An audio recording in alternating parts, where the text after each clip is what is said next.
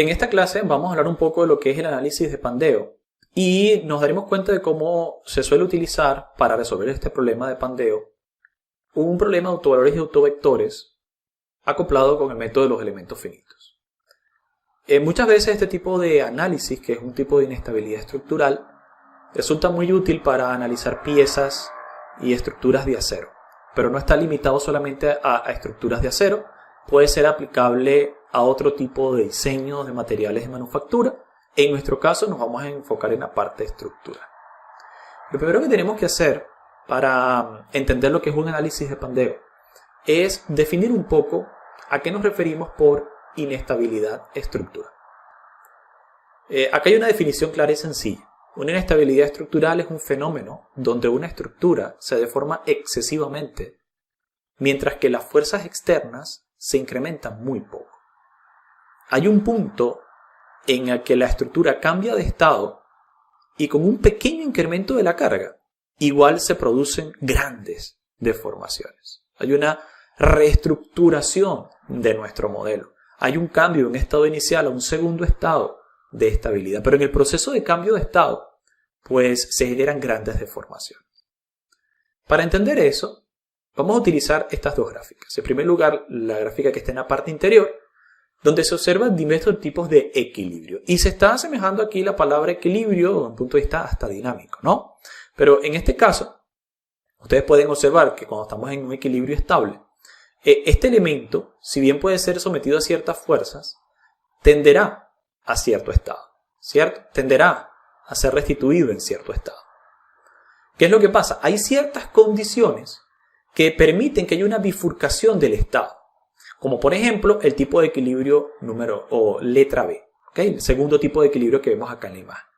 Acá, con una pequeña fuerza en cualquier dirección, el objeto cambiará su posición. Y ese cambio de posición puede llevarlo a un segundo estado de equilibrio, ¿ok? Se va a cambiar del estado número 1 al estado número 2. Y eso es como una pequeña fuerza de impulso. Él va a cambiar de un estado produciéndose grandes deformaciones, ¿okay? Produciendo muchas deformaciones, pero realmente con poca carga. Si nosotros volvemos al caso de lo que es un análisis estructural, quizás no estamos trabajando desde el punto de vista dinámico de movimiento de partículas, ¿verdad? Pero podemos verlo también en un análisis estructural con la curva de deformación versus carga, ¿verdad? Deflexión versus carga. Y típicamente, ¿qué ocurre? Bueno, uno observa cómo en una curva de este tipo, poco a poco, a medida que uno aumenta la carga, va aumentando la deflexión.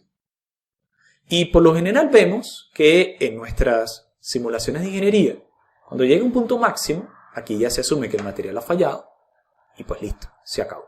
¿Ok? Ya no hay más nada que hacer, el material falló. Pero en estos casos, no es que llegamos a un punto de falla, sino que hay un cambio de estado de equilibrio en nuestro problema. Y noten acá que realmente el cambio de la carga, el delta de carga, de acá por ejemplo a este, es muy pequeño, ¿ok? Acá el cambio de la carga es pequeñísimo, pero se producen muchas deformaciones. Lo que quiere decir que con un pequeño impulso, uno termina observando todo este desplazamiento, ¿ok? Y claro, cuando ya llega a su segundo estado de equilibrio, ya sí que empieza a comportarse como lo hacía antes, en el primer estado de equilibrio. Entonces pudiera ser que a medida que nosotros vamos empujando al cuerpo a que se deforme, él llega a un punto en el que se llega a un equilibrio inestable y con una pequeña carga, él va a volver a un segundo punto de estabilidad, pero se producirán estas grandes deformaciones de forma muy abrupta. Vamos a ver un ejemplo desde el punto de vista de mecánica estructural, ¿no? Un ejemplo muy conocido es el de una lata, ¿verdad?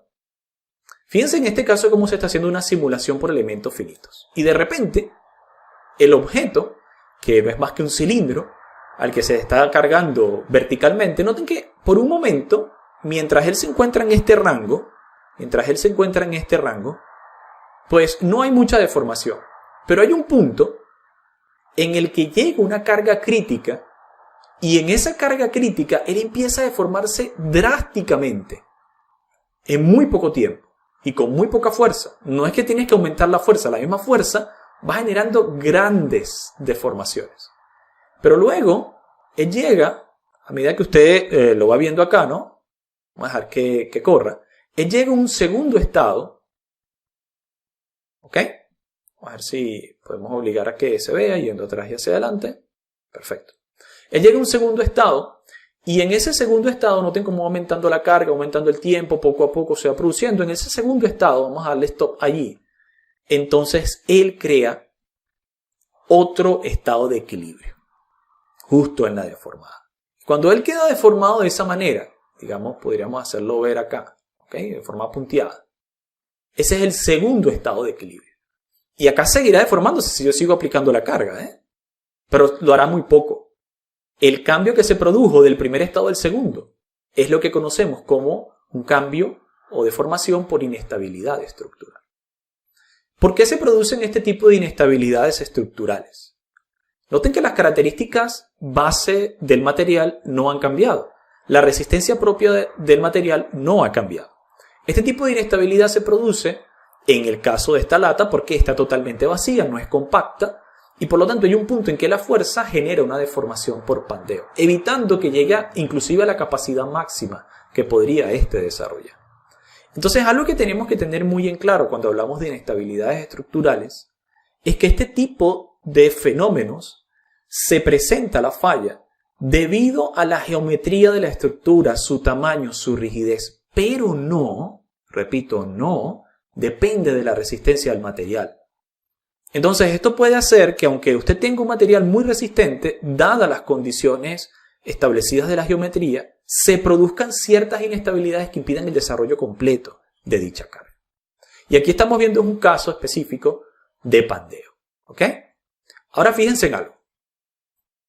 Si nosotros estudiamos de cerca el pandeo, podemos estar recordando la ecuación de Euler ya por allá en el 1700, donde Euler se dio cuenta de que dependiendo de la relación de esbeltez, que pueda tener un cierto perfil, en este caso una columna, ¿sí? Que es la relación de longitud efectiva con respecto al radio de giro, esa es la relación de esbeltez.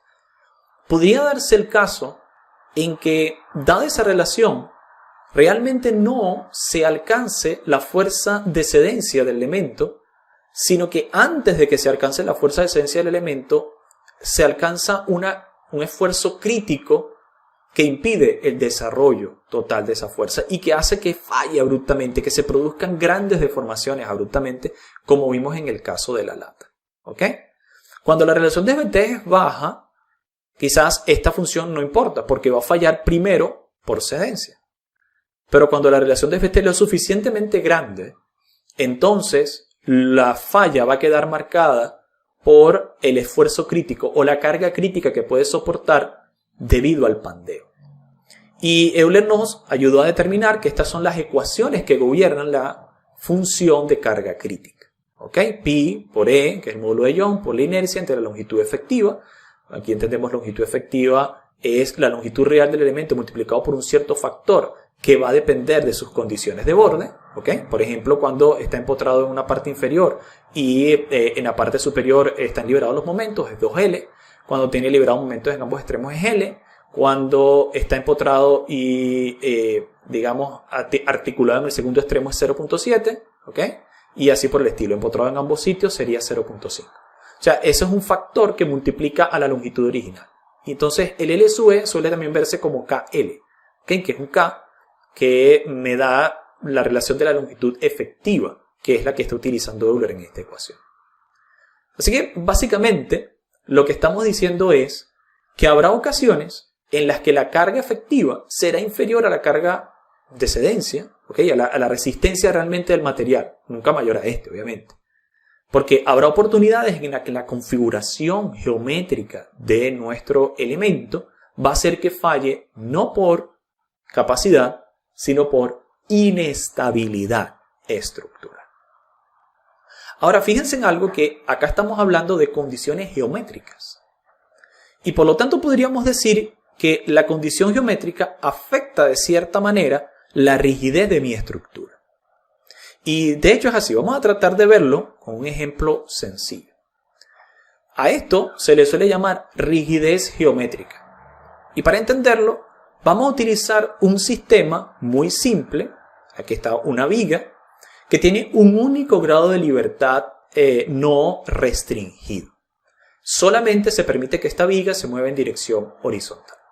Pero noten que el sistema estructural es muy peculiar. Se ha escogido rotaciones, capacidad de rotar libremente en la parte empotrada inferior. No está empotrada, está articulada. Además de eso, acá hay una resistencia a la deformación producto de un resorte. ¿Ok? Y bueno, este elemento se va a deformar una cierta longitud X. Tiene dos fuerzas aplicadas. Tiene una fuerza F y una fuerza P. ¿Cómo garantizamos la condición de equilibrio de este sistema? Bueno, podríamos hacerlo tomando momentos alrededor del punto cero. Si nosotros tomamos un momento alrededor del punto cero y garantizamos que es estático, entonces la sumatoria de momentos debe ser cero. Y lo que nos va a dar es F por L, se está asumiendo que X es muy pequeño, por lo tanto esto es cierto. La segunda fuerza al mismo momento sería P por X, ¿verdad? Y el tercer momento sería la fuerza restauradora producida por el resorte. Que nosotros sabemos que esa fuerza de resorte es la K de resorte por su elongación, es K por X. Entonces esa es la fuerza. Y el radio de palanca volvería a ser L. Entonces por eso aquí tenemos K por X por L. Claro, esta está funcionando, esta fuerza restauradora en sentido contrario. Por lo tanto la colocamos acá con signo contrario. Y todo esto debe ser igual a 0. Claro, esta simple sumatoria de momentos nos ayuda a ver algo muy interesante. Fíjense, si nosotros acá despejamos la fuerza que está aplicada, y agrupamos y volvemos a reordenar, ¿no? Porque aquí KL entre L pues simplemente es K. ¿Qué les recuerda esta parte de la ecuación? Bueno, nos recuerda la típica ecuación de que fuerza es igual a K por U. Claro, en este caso, como tenemos un único grado de libertad no restringido, esta fuerza es un escalar, el K es un escalar que es el constante para el resorte, y la X es un escalar.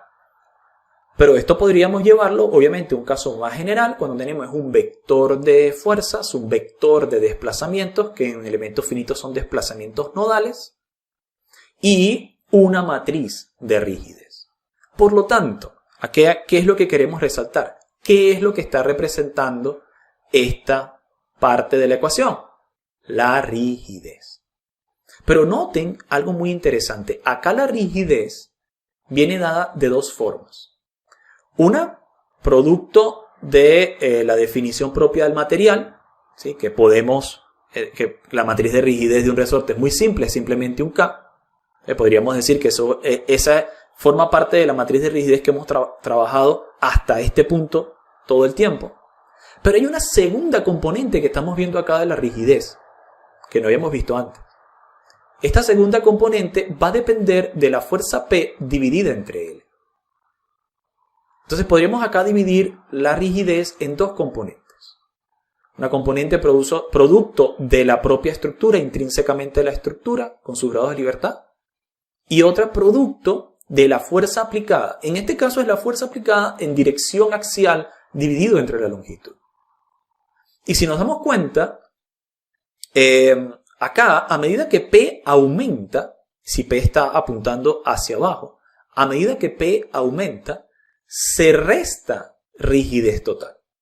O sea que la ecuación total de la rigidez tendería a ser cada vez más pequeña, ¿cierto? A esta segunda componente de rigidez se le suele llamar rigidez geométrica. Y lo que estamos aprendiendo con este sencillo ejemplo de un grado de libertad no restringido es que la rigidez geométrica depende realmente del estado tensional y deformacional en cierto punto de la estructura. Y a medida que yo voy deformando la estructura, se producen ciertas fuerzas restauradoras y así por el estilo, yo voy a tener un aumento o disminución de la rigidez dependiendo de su estado de deformación. Por eso se le suele llamar rigidez geométrica, porque es que depende no de la capacidad del material, sino que en este caso está relacionada con la geometría del sistema. Entonces, si nosotros volviéramos al caso general, nos estaríamos encontrando en que la típica ecuación de fuerza es igual a K por U, ahora sería fuerza es igual a K menos la matriz de rigidez geométrica en un caso general multiplicado por U. ¿ok? Multiplicado por el vector de desplazamiento, que en elementos finitos repetimos es nodal. ¿Ok? Y de esa manera es donde realmente se calcula la rigidez. Obviamente, cuando se trata de un caso matricial, esta función pues se tiene que ser tratada de forma matricial. Aquí lo estamos viendo como un caso muy sencillo, pero que ilustra lo que está ocurriendo. Hay una componente de la rigidez que sí que depende de la fuerza aplicada y la deformación geométrica. Entonces, ahora vamos a imaginarnos cierto punto. Imagínese usted que va cambiando la fuerza P. Va cambiando la fuerza P. Y a medida que esta fuerza P crece, ¿qué es lo que va a terminar ocurriendo? Bueno, que llegará al punto en que a medida que esto va creciendo, se acerque al valor de K y tienda a eliminarlo. Esto va a valer 0. Tiende a eliminarlo. Es decir, que hay un punto en el que la rigidez tiende a verse por completo eliminada debido a la fuerza aplicada. Y eso es precisamente una inestabilidad estructural, que si ustedes lo recuerdan, volvamos un poco a este caso, al caso de la lata, ¿verdad? Llega un punto en que la carga axial va aumentando y produce la falla. Cuando se produce la falla en cierto instante de tiempo, ¿vale? Ahí se ve, cuando se produce la falla en cierto instante de tiempo, es porque en ese momento la carga que está siendo aplicada ha eliminado la rigidez. Es decir, la componente de rigidez geométrica está tendiendo a eliminar la rigidez propia de nuestro sistema. ¿Ok? Y podríamos decir entonces que hay dos opciones. Cuando esta fuerza está actuando, en el caso específico de esta estructura, en dirección vertical negativa, podríamos decir que hay una disminución de la fuerza o de la capacidad de rigidez, ¿vale? Y a esto se le llama stress softening. Es decir, hay un suavizado producido por el estado tensional. Pero ahora volvamos a estas ecuaciones. Imagínense que acá esta fuerza P no está actuando hacia abajo, sino hacia arriba. Al actuar hacia arriba, cambiamos el signo por acá. Entonces pasa de negativo a positivo. Y aquí pasa de positivo a negativo. Aquí pasa de negativo a positivo. Lo que quiere decir que esto se convertiría en un más, no en un menos. Y yo aumentaría la rigidez cuando estoy tensionando esa viga, ¿no? Ese elemento longitudinal. A ese segundo efecto, cuando yo aumento la rigidez debido a la rigidez geométrica, se le llama endurecimiento por tensión. ¿Ok? Entonces, hay dos posibilidades. Típicamente, nosotros asumimos que la estructura va a tener una K constante y que en cierto punto va a fallar, ¿cierto? Pero la realidad nos indica que no es así para ciertos casos de inestabilidad estructural, sino lo que se produce es lo que ustedes ven acá, ¿okay? Que estamos punteando en rojo, que realmente es así como se transforma la estructura. Ahora, nos interesa el estado final. Ese estado final, ¿cómo lo calculamos? Bueno, como la rigidez menos la rigidez reducida. ¿Okay? Y es cada vez menos fuerte, le estamos restando capacidad y así podemos obtener cuál es la deformación última. No es esta. No es esta que está acá. No. Sino que realmente esta es la deformación que se está produciendo. ¿Ok? Entonces, volvamos al caso de P, para que quede claro. Si P entonces aumenta progresivamente, llegará a un punto en que la rigidez se anula. Y con muy poco incremento de la fuerza, se van a producir grandes desplazamientos. Eso es una inestabilidad. Ahora fíjense, ¿qué pasa en el caso específico donde esto se anula? Cuando esto es 0. Bueno, si usted lo ve bien de cerca, trate de asumir lo siguiente. Realmente en una estructura uno no esperaría que la carga vaya variando, ¿no? Sino que dada una carga, ¿por cuánto tendría que multiplicar esa carga? De tal manera que poco a poco la rigidez interna del sistema se anula. Porque para que esto sea 0 hay dos opciones. O los desplazamientos son 0, bueno, esa es la solución trivial. O la segunda opción, esta matriz es 0. Y esa es la que nos interesa, no la solución trivial. Entonces, cuando esto se hace 0, ¿ok? Es producto de una inestabilidad estructural. ¿Por cuánto tendré que multiplicar la fuerza P para que alcance esa inestabilidad? Bueno, vamos a llamar ese factor gamma en este momento. Y fíjense en algo, ¿cierto? Si ustedes observan este problema, donde tengo una matriz menos un cierto valor que multiplica una segunda matriz, multiplicado por un vector e igualado a 0, ¿qué es esto? Esto es un problema de autovalores. Realmente lo que estamos resolviendo acá es un problema de autovalores y autovectores, donde los autovalores serán aquellos factores que multiplicarán la matriz de rigidez geométrica hasta el punto en que se anula la rigidez interna total. Y los autovectores serán la forma en la que se produce la inestabilidad o el pandeo. Por lo tanto, lo que suele hacerse es colocar una carga que sea igual a 1. Y entonces, cuando yo resuelvo un problema de autovalores y autovectores por pandeo, lo que hago es decir, bueno, si esto vale 1 newton y el factor de amplificación de la K geométrica me dio 1000, significa que para que esto pandee tendría que aplicar un valor de 1000 newtons. ¿Ok? Por eso se suelen aplicar cargas unitarias cuando trabajamos con factores de pandeo. Y lo que va a hacer el software es utilizar simplemente los problemas de autovalores y autovectores. Recuerden algo, cuando nosotros trabajábamos en modos de vibración, frecuencias naturales, también utilizábamos un problema de autovalores y autovectores. Pero en este caso no es el mismo problema. Es la misma herramienta matemática, pero es otro problema. Ya sabemos que en este caso el problema de los autovalores nos va a dar el factor por el que tendría que multiplicar P para que se produzca la inestabilidad estructural. ¿Pero qué representarán en este momento las X? ¿Representarán deformaciones reales? No, porque debemos recordar que los autovectores suelen estar normalizados, escalados, para que siempre dé una la deformación, dependiendo de los grados de libertad que vamos liberando. Entonces, realmente eso no tiene un significado físico. Y lo mismo podríamos decir con respecto a las tensiones.